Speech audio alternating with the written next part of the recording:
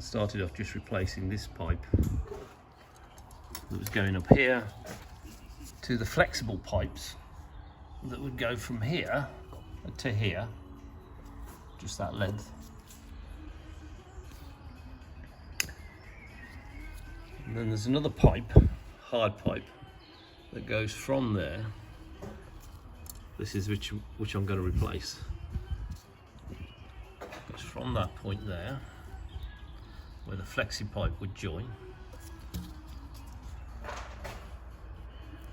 across the top, over the top of that torque tube, and then it comes down this side, over the top here, down the back there, where it would join this T-piece, which is normally up there.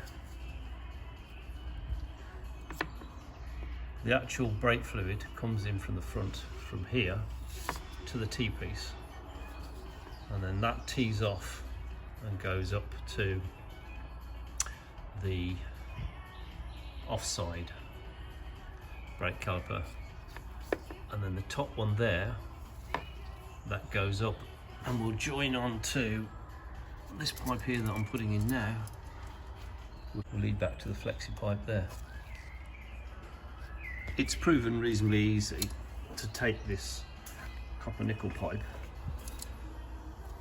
which I'm in the process of building, and feed it over the torque tube. Just keep feeding it over the torque tube. Although I've got a fitting already on one end, and I have fed it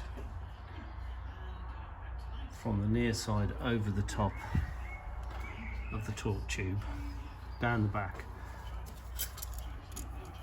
This did have a cover on, but you don't want to have a fitting on there at this stage, because to get it through over the back of the axle and down, it'd be almost impossible with a fitting already on there.